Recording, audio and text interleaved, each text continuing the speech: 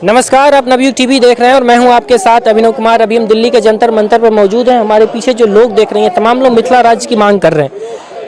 इनका मिथिला राज्य का मांग पिछले एक दिन का नहीं है, मिथिला राज्य की मांग पिछले 100 साल से चल रहा है। सबसे पहले मिथिला राज्य की मांग दरभंगा महाराज के द्वारा इसकी शुरुआत की गई थी। तब से अन्य संगठनों के द्वारा लगातार यहाँ पे प्रदर्शन होता है। बिहार से लेकर दिल्ली तक लगातार इनका धरना प्रदर्शन चलते रहता है कि हमें मिथिला राज्य दी जानी चाहिए। अगर हम मिथिला राज्य की बात कर ले तो अगर बिहार को मिथिला से अलग किया जाए, दोनों को दो भाग में बांटा जाए, तो बिहार के ऐसे 20 से 21 जिले होंगे जो मिथिला राज्य में चला जाएगा। सवाल यहाँ ये खड़ा होता है कि अगर मिथिला राज्य बन जाता है तो फिर बिहार के पास मात्र 16 से 17 जिले बच जाएंगे। तो क्या बिहार को इतना बड़ा प्रदेश होने के बावजूद अगर 16 जिले बचते हैं तो ये एक सवाल उठ जाता है। इस वजह से आप पे तमाम तरीके के सवाल खड़े हो जाते हैं कि ऐसा नहीं होना चाहिए। अन्य राजनेताओं का कहना है, भारतीय जनता पार्टी का भी यहाँ पे अभी से कुछ दिन पहले जब शासन था तो वहाँ उनके मंत्री भी कहते हैं कि कभी कभी कह देते हैं गलती से कि मिथिला राज्य दे देना चाहिए। लेकिन अभी से कुछ दिन पहले जब मिथिला राज्य की मांग जब उठ रही थी तब नीतीश कुमार समाधान यात्रा कर रहे थे। तब दरभंगा में कुछ लोगों के द्वारा उन्हें काला झंडा भी दिखाया गया था। इसको लेके भी हम आज इनसे बातचीत करेंगे। सबसे पहले सर, मिथिला राज्य की मांग कर रहे हैं, बेशक कर रहे हैं 100 साल से, कोई प्रभाव नहीं पड़ रहा है, क्या कहेंगे? 100 साल पहले मांग उठी थी लेकिन आंदोलन वैसा नहीं हुआ था। आंदोलन शुरू हुआ है आज़ादी के बाद से। अब देखिए, ये मिथिला 5000 साल पुराना राज्य है और जिस बिहार की बात करते हैं वो शब्द का जन्म ही 100 साल पहले हुआ है। और हमारे उसमें अभी दो क्षेत्र है, मगध और मिथिला।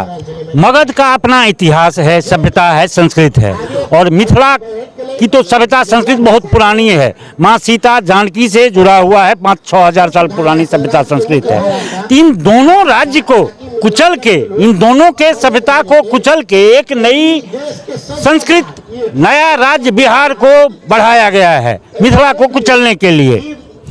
मैथिली भाषा जो हजारों साल पुरानी भाषा है, जिसकी अपनी लिपि है, जिसका अपना समृद्ध व्याकरण है, जो संविधान के 8वें अनुसूची में दर्ज है, जो भाषा विश्व के 20 बड़े भाषाओं में से एक बड़ी भाषा है, जो बोलने वाले इसके 10 करोड़ लोग हैं। आज सुप्रीम कोर्ट के अंदर जो भी फैसला होता है, यदि कोई मैथिल चाहते हैं उस फैसला को सुप्रीम कोर्ट से लेना तो उसकी कॉपी वो मैथिली भाषा में ले सकते हैं। लेकिन आप जानते हैं, 1 महीना पहले बिहार सरकार ने, तेजस्वी और नीतीश की सरकार ने मैथिली को बिहार पब्लिक सर्विस कमीशन से हटा दिया। ये क्या है?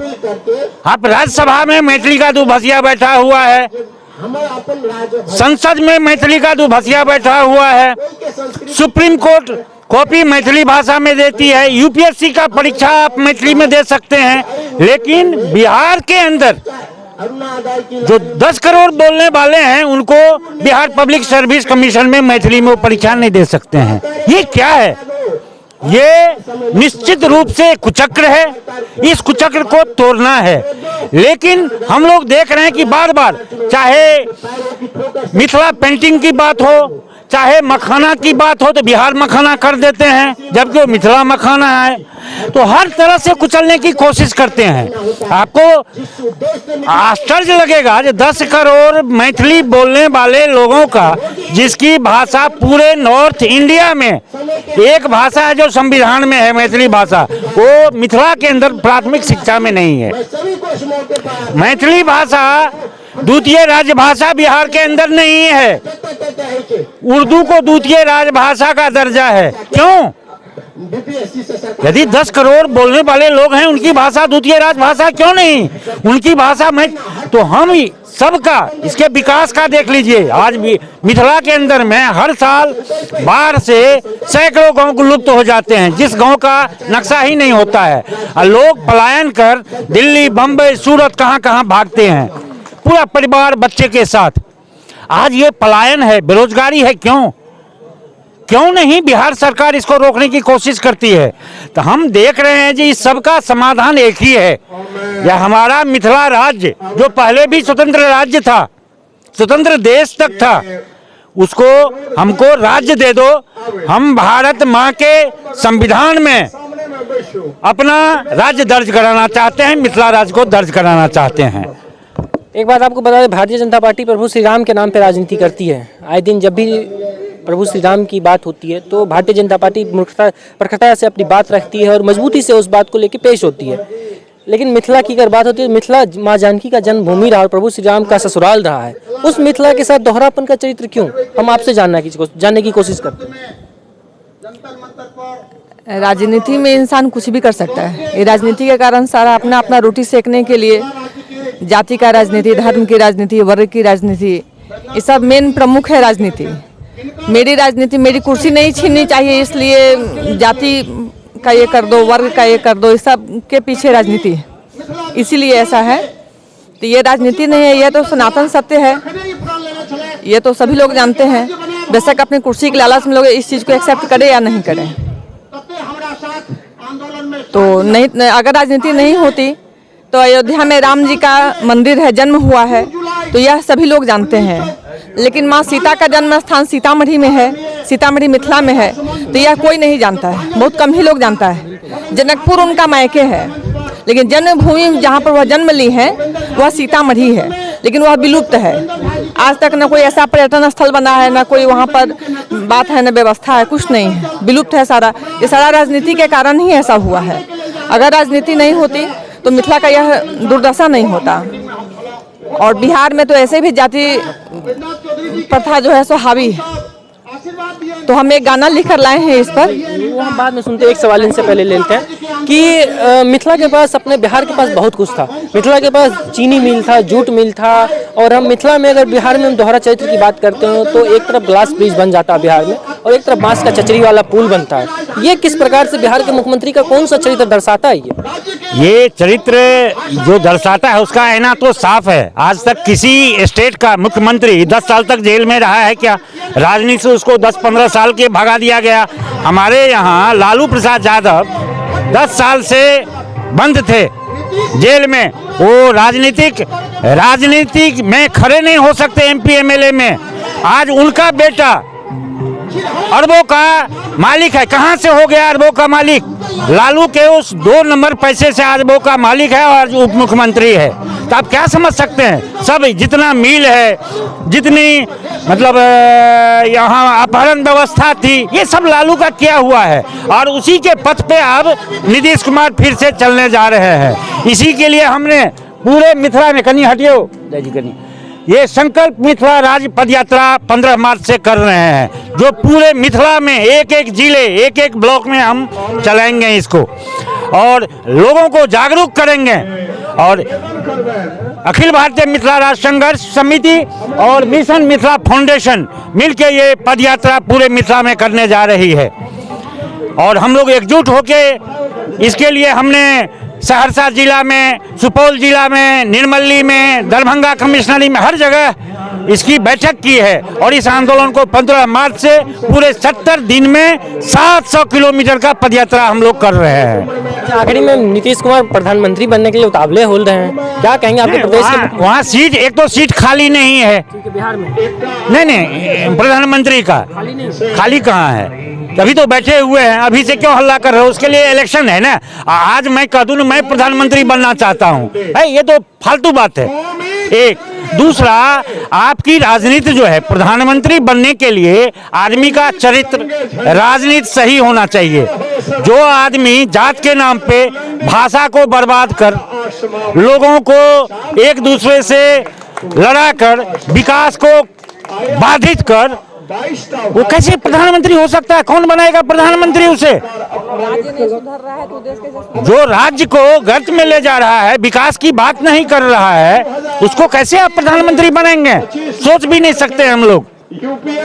एक चरित्र होने से जो हम लोग कहते हैं नीतीश कुमार के बारे में, जो एक उनका है, जो कौन मंत्री हैं, वो मुख्यमंत्री हैं, बिहार को बनाते हैं क्लियर, बहुत ही साफ सुथरा। मैं कहता हूं कि इतना भ्रष्ट मुख्यमंत्री कोई नहीं है।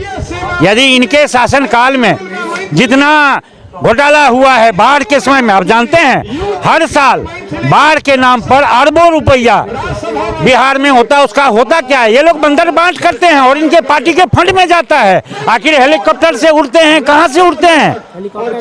एक कोई मुख्यमंत्री जो है क्या उसकी सैलरी होती है क्या घूमने के लिए? नहीं, सरकार के पैसा से। सरकार का कहाँ से पैसा आता है? ये जनता का पैसा है। सबसे बड़ी बात है, जिस मिथिला के अंदर में 20 चीनी मिल था, कपड़ा मिल था, जूट मिल था, आज सब के सब मिल बंद हैं। और हमारे यहाँ जो भी रेवेन्यू आता है, आपको अब आश्चर्य लगेगा, उस रेवेन्यू को पैसा से महानगरों का विकास होता है। हमारे यहाँ लोन भी नहीं मिलता है, बैंक लोन नहीं देती वहाँ के लोगों का। पैसा हमारा, विकास दूसरे का। ये राजनीति नहीं चलने वाली है। हमारा पैसा है, हम अपना खुद विकास करेंगे और हमारा मिथिला राज्य होगा। हम लोग खुद फैसला करेंगे, अपने पैसे से खुद विकास करेंगे। हम लोगों का एक ही नारा है, एक ही संकल्प, इस ध्यान में मिथिला राज्य हो संविधान में। जय मिथिला, जय मैथिली। मिथिला की बात हो रही थी मैम, आप मिथिला राज्य की बात हो रही है, मिथिला राज्य की मांग हो रही है, इस पे कुछ हमारे दर्शकों को 2 लाइन गुनगुना दीजिए। आप बहुत बड़े सिंगर। बिल्कुल बिल्कुल, एक सिंगर होने के नाते मैं गीत के माध्यम से ही कहना चाहती हूँ। माँ मैथिली केर रक्षा खातिर मिथिला राज्यक मांग करू। माँ मैथिली केर रक्षा खातिर मिथिला राज्यक मांग करू। एकजुट भय सब मैथिलगण रौद्र रूप धरू। एकजुट भय सब मैथिलगण रौद्र रूप धरू। माँ मैथिल केर रक्षा खातिर मिथिला राज्यक मांग करू। मिथिला के नेता बनल गद्दार, पद पावी के चुप्पी मार। मिथिला के नेता बनल गद्दार, पद पावी के चुप्पी मार। अपाग माला दोपटा सो एकरा दूर करो। माँ मैथिली केर रक्षा खातिर मिथिला राज्यक मांग करू। जाति धर्म सो आगू आओ, अपन भाषा नहीं बिसराओ।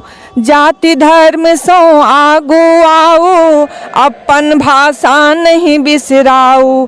जनगणना में मैथिली भाषा निश्चित यहाँ भरो। माँ मैथिली केर रक्षा खातिर मिथिला राज्यक मांग करू। जंग परल अछि कल कारखाना, कोना भेटत पेट में दाना। जंग परल अछि कल कारखाना, कोना भेटत पेट में दाना। अखनो मुक्त करियो मिथिला के, शोषण दोहन बंद करो। माँ मैथिली केर रक्षा खातिर मिथिला राज्यक मांग करू। मिथिला देशक भूमि महान, जनक धरा ऋषि मुनि के खान। मिथिला देशक भूमि महान, जनक धरा ऋषि मुनि के खान। कहि रहल अछि मुनि यहाँ सो, आब संकल्प करो। माँ मैथिली केर रक्षा खातिर मिथिला राज्यक मांग करू। एकजुट भय सब मैथिलगण रौद्र रूप धरो। माँ मैथिली केर रक्षा खातिर मिथिला राज्यक मांग करू। माँ मैथिली केर रक्षा खातिर मिथिला राज्यक मांग करू। माँ मैथिली केर रक्षा खातिर मिथिला राज्यक मांग करू। तो ये हमारे साथ मोनी झा थे, जो मिथिला की संस्कृति को हमेशा अन्य मंचों पर जाकर प्रखरता से रखते हैं और इनकी हमेशा से आपको कई बड़े बड़े मंचों पे आपको देखा जाता है और सुना जाता है। खासतौर पर मिथिला के क्षेत्र पे जब भी मिथिला राज्य की कोई भी प्रोग्राम होता है या कोई भी सांस्कृतिक कार्यक्रम होती है तो मोनी झा को उसमें जरूर से जरूर याद किया जाता है। ये इनका व्यक्तिगत छवि है।